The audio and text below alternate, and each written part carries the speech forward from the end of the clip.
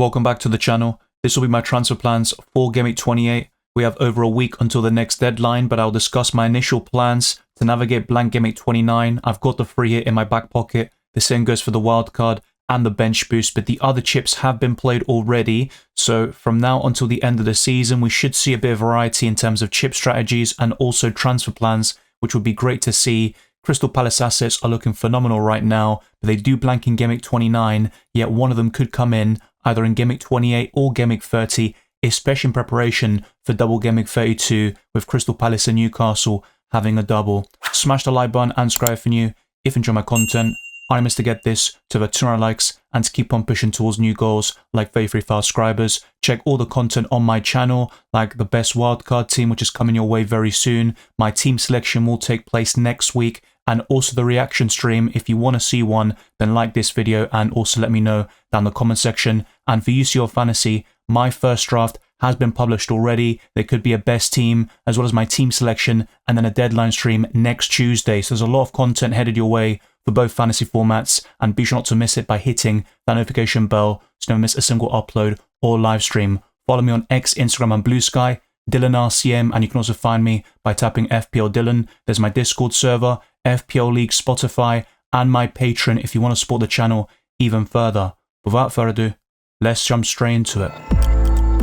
At the time of this recording, there's still one game left in Gameweek 27 between West Ham and Leicester, and I have no players from either team, so my rank will go down from what you see in the graphics provided on screen. But Matt Sells kept a clean sheet in a goalless draw against Arsenal. I thought Nottingham Forest would win the game, but I think they're quite satisfied with the draw. They've got great fixtures from Gameweek 29 until the rest of the season, and 5th place will get Champions League football next season based on the coefficients throughout Europe. So I think Forest have a fantastic opportunity to get back into the Champions League, and Matt Sells has been right up there with the best goalkeepers, not just in Fantasy Premier League, but also in terms of real-life performances with so many saves, and he has got a league-leading 11 clean sheets as well. As for my defensive line, Trent once again delivering the goods with 7 points. He kept the clean sheet and got a bonus point and was subbed off fairly early. But Levi Colwill was one of the heroes for me this week against Southampton at home, and he has been a terrible acquisition for me, and I still think he's worth selling in the coming weeks, but definitely not against Leicester at home in Gameweek 28. He scored, got 2 bonus points, and if it wasn't for Cucurella also getting on the score sheet, Colwill would have got 15 points and maximum overall, but it's still a very good return. I'll take it, and he comfortably outscored the most template Chelsea captain that I'll talk about very soon. As for Robinson, he was by far my biggest disappointment in the defensive line. He was on the bench against Wolves from the get-go, and towards the end of the game, he played 80 minutes and got booked to deliver 0 points overall. And to make matters worse, I had a defender on my bench who got an assist and a bonus point, which is something you'd expect for Robinson himself. As for the midfield though, that was a bit better. I had Salah as my captain, but that was slightly underwhelming, especially with Cole Palmer flopping as a captaincy option for many people. He had an XG figure of 1.07, missed 2 big chances against Southampton, but Mohamed Salah had a fairly underwhelming performance against Newcastle, but Liverpool didn't really have to get out of second gear. He got the assist for McAllister in the end and outscored Palmer, so a very small gain there over Palmer captainers, but not as much as I was hoping for. Brian Mbeumo got an assist in that 1-1 draw against Everton, one of the only predictions I got completely spot on with the scoreline, and Justin Kluivert was definitely the star of this position with 10 points. He scored and got maximum bonus points in a 2-1 defeat against Brighton. And Semenyo, I benched him correctly, but guess what? It meant absolutely nothing because a certain Alexander Isak missed the game against Liverpool, and that's 2 games in a row now where Liverpool are facing a decent team without a star striker. But Antoine Semenyo, I can't escape this guy. When he does poorly, he's always in my starting 11, and when he does brilliantly, he's always left first on my bench. But let's talk about my forward line very quickly. Matheus Cunha, my new signing, blanked, and that was fairly underwhelming, but I'm still very optimistic about this signing going forwards. And Chris Wood blanked against Arsenal. He had 1 big chance, and Saliba did very well to deny him on another occasion, but I think these 2 forwards are the best for Blank Gameweek 29, and you look at these 2 alongside Isak and Mateta, those 4 are the best forwards in Fantasy Premier League, and you probably add Haaland to that list to make it the top 5, especially for Blank Gameweek 29. I think only 2 of those that I mentioned in Mateta and Isak will be problematic for that Blank Gameweek, but their double in Gameweek 32 makes up for things. The same goes for their fixtures in Gameweek 28 and also in the long term. As for my bench, it wasn't too great. So as you can see, Valdimarsson, Isak and Veltman all delivered 0 points, with 2 of them being injured. And Valdimarsson is always the backup goalkeeper to Flecken. But Mykolenko, 6 points on my bench. And when I started him in the last couple of weeks, he's been pretty poor actually.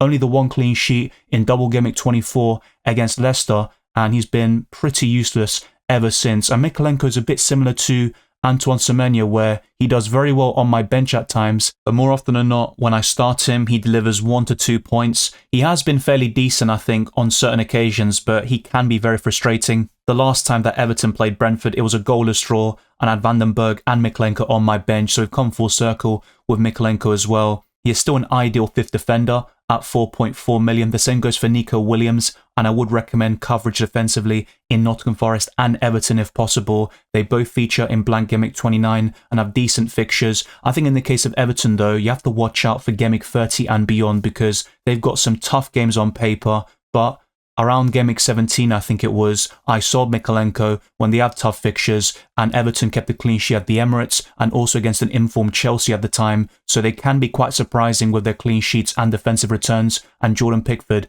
is another example. But in terms of my score and my rank, it's currently at 295,000, but once substitutions take place, it's going to go down to around 310k, and then we'll see where it goes after the West Ham-Leicester match, where it could maybe go down a little bit more, but it should be a green arrow in the end, because I was previously at 340k, I believe. So it's not a great season, but as long as I keep getting these green arrows and build momentum, maybe I've got a chance of finishing in the top 100k and kind of better what I did in the last campaign, which was already my worst FPL season, and this is on track to be even worse than that, and I want to prevent that from happening if possible. So that's 62 points all out with Semenyo coming off the bench. I really wish it was Mykolenko instead, but ultimately these two are destined to troll me. With the captaincy, unfortunately, I didn't gain too much, but I think it would have been even worse if I went for Palmer, and I didn't see myself captaining Justin Kluivert, for example, or Colwill, who ended up being my highest scoring players in Gameweek 27. But before I delve into my transfer plans, let me talk about prices very quickly. We saw 2 notable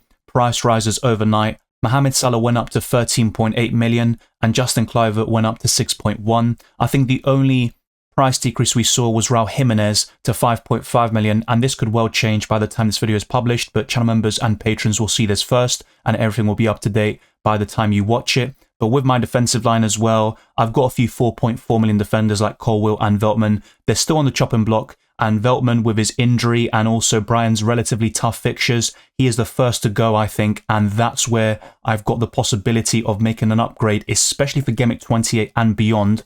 But that blank Gameweek in 29 does cause some issues, because there is one standout defender right now in terms of value, the goals and assists for it, and his team are really in form right now, but that blank makes things a bit difficult to invest. But sometimes you can't look too much into double game weeks and blanks, because you miss what's right in front of you in terms of great fixtures or fantastic form, and I'll get onto that very shortly. But not much more needs to be said about prices at this point. You can see them all on screen, and let me know your thoughts down the comment section below, and let's discuss some transfer plans I could make for Gameweek 28 at least. So Isak to Jean-Philippe Mateta is a possibility, and I think with Southampton away in Gameweek 30, a double in Gameweek 32, and Ipswich Town at home in Gameweek 28, that looks really appealing for Jean-Philippe Mateta. The only downside is that blank in 29, and Isak is another one who blanks, and I'd want him back in Gameweek 30, by the way. So if I were to make this move, I would then have to sell one of Cunha or Chris Wood in Gameweek 30 or 31 to Alexander Isak, whilst keeping Mateta until Gameweek 33 at least. So that is one provisional transfer, and it does depend on Isak's injury, because I believe it's a groin problem, and that's what caused him to miss the Liverpool game. If you're asking me, I think he'll be available for West Ham, so it wouldn't surprise me if he bagged a few goals there against the Hammers. But another Crystal Palace asset I'm looking at, and this will be the biggest upgrade by far, is Veltman to Daniel Munoz. I think this is a great transfer, and it also allows me to start Munoz over the likes of Robinson and Mykolenko, who could both do well, by the way. And in the reverse fixtures against Brighton and Wolves respectively, their Gameweek 28 opponents, Robinson got an assist and 6 points overall, and Mykolenko got 11 points in a 4-0 win for Everton. But I think Munoz has the highest ceiling against Ipswich Town this week with Crystal Palace's form, and Daniel Munoz has been the best FPL defender in the last 2 months. But one of these transfers could happen. There is still the possibility that I roll. So with all of this in mind, this is my provisional Gameweek 28 team,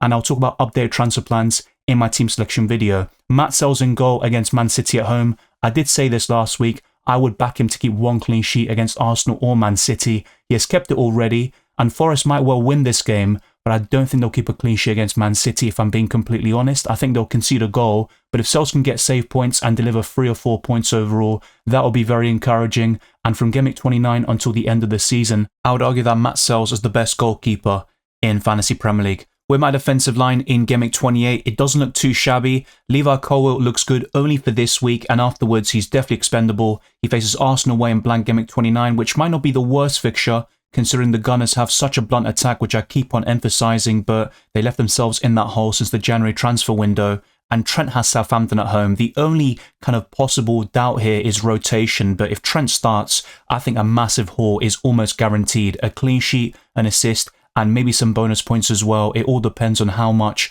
Liverpool win by, but they could easily wipe the floor of Southampton and win by 4 or 5 goals. With Robinson, though, facing Brighton away, who are in form, winning 3 successive Premier League matches and also in the FA Cup against Chelsea, this won't be an easy game, and I think Fulham will concede here. But with Robinson, you've always got that assist threat. Will he be benched again, though? That is going to be a big concern with Ryan Sessegnon scoring against Wolves in the opening portion of that game. But I would argue Robinson has been Fulham's best player this season, so it would seem harsh to leave him on the bench. He is someone who could drop out for Mikalenko, who faces Wolves away, and if not, I'll just buy Daniel Munoz and bolster my defensive line. Looking at the midfield, though, this will look even better, and they're all quite template, to be fair. Salah, Palmer, Cliver, and Mbeumo is very strong, but I have to say, in order to make up rank, I might need to go a bit differential with my 5th midfielder, or perhaps replacing one of these options. And with Cole Palmer lacking so much form, he could be on the chopping block very soon, but I would not be selling him before Leicester City at home. I know he just blanked against Southampton, but he missed some big chances and came very close on several occasions to either scoring or assisting. I think selling him would be a massive mistake this week, and ultimately we can sell him in Gameweek 29 or 30, but offloading him now could be madness, facing one of the worst teams in Leicester City. And Mohamed Salah, will he start or not? I think he will, but maybe his minutes will be managed a little bit. But it's another great triple captaincy opportunity for those that haven't played the chip yet. And amongst single game weeks, I think Salah facing the worst team in the league at home is going to be the most appealing on paper, but it is sandwiched in between Champions League matches, so I wouldn't be fully confident about Salah's minutes, and the same goes for Trent in the back line. Cliver is facing Tottenham away, who despite their recent improvements lost 1-0 against Man City, and they always concede chances, and the likes of Cliver, Semenyo and Dango Ouattara can still haul in this game, and the Cherries need to get back on track after losing to Wolves at home and also falling to Brighton once again. So I think the likes of Cliver, Semenyo and Dango could offer pretty decent value against Tottenham, and they've got good fixtures straight afterwards. But with Evanescence now back in the squad, that could spell trouble for Dango's minutes, and at the very least, he will shift positions and go back to being a winger, or perhaps making cameos off the bench as he was towards the beginning of the season. And Bryan Mbeumo is facing an Aston Villa side who just shipped in 4 goals against Crystal Palace, so they are vulnerable at the back. And I think Bryan Mbeumo is always a decent option to score or assist in any given game, but especially against a defence like Aston Villa that can be very shaky at times. I have to say with Brentford assets though, I wouldn't be looking to buy them right now. Mbeumo is still probably the 3rd best midfielder in FPL, maybe even 2nd, with Cole Palmer falling off a cliff in recent weeks. But in terms of investing in new, Brentford's fixtures are quite poor from Gameweek 29 onwards, where they face Bournemouth, and afterwards it's a sea of red in the fixture difficulty rating. So you might find better value and bigger differentials by looking elsewhere. Jarrod Bowen is one such example in the midfield, and as good as this has been recently, you can also find better forwards like the ones I've got and Jean-Philippe Mateta. But speaking of which, let's delve into my forward line. I've got Chris Wood, Isak and Matheus Cunha, and like I just said, I think those 3, I think Mateta and then Erling Haaland make up the 5 best forwards in FPL right now, but Isak is currently yellow flagged. If we get any conclusive updates over the next week and it suggests that he's going to be out, then I will be selling him to Jean-Philippe Mateta, or perhaps I'll go to a Blank Gameweek 29 player, and this could be a great opportunity for some people to go to Erling Haaland, which could mean downgrading someone like Salah in Game Week 29 or Cole Palmer as soon as Game Week 28. I wouldn't recommend that personally, especially if you've got value tied up in Mohamed Salah and you'd want him back from Game Week 30 to round off the season. And Cole Palmer facing Leicester, I would keep him for this game. I mean, let's not forget, a lot of people wanted to captain Palmer against Southampton, so how do you go from captaining a player to then selling him in the space of a few days just because he was quite frustrating in that? I completely get it, but I do think you go from one extreme to the other. I think the best thing to do is keep Cole Palmer, and ideally he'd be a vice-captain or a contender for the armband, but with Salah facing Southampton, I don't think much debate needs to be had there. Let's talk about my bench though before I show you my captain and vice-captain. I've got Valdemarsson, Semenyo, Mykolenko and Veltman on my bench. So one dilemma I've got is starting Mykolenko over Robinson, but if I buy Daniel Munoz, I could find both of them on my bench anyway. And Semenyo can always do well when he's there in that first on my bench spot, but we saw it last week. I did it, successfully benched him, he got booked and got 1 point against Brighton, and because Isak missed out, he came off my bench anyway. So Semenyo has been one of the trolls and banes of my FPL season. I just have to accept it. Maybe the solution to this problem is just selling the guy and be done with it completely. Veltman is orange flagged and he is still on the chopping block anyway. He could be back by Game Week 28 or 29, but he will be sold for Daniel Munoz eventually. If it doesn't happen in Game Week 28, then it almost certainly will in Game Week 30. But with the captain, it's Salah. Wow, how interesting. I'd rather see a bit more variety with the armband, but I generally think Salah's the best captain this week, like I did last week and the one before, and pretty much for the entire season. Once we saw the patterns and how good Salah's been doing, he might fall off a little bit, and ultimately Liverpool don't need to really be that great now because they've got such an unassailable lead and there's no competition in the Premier League right now. So I do think Salah as the captain against Southampton, getting 60-70 minutes is probably enough. He can get a big return and then you can enjoy the rest of your points elsewhere and find differentials with your transfers and your budget players, and that's how you make up the rank. But Salah as the captain, I just can't see myself going for Palmer instead, and the same goes for the last couple of days.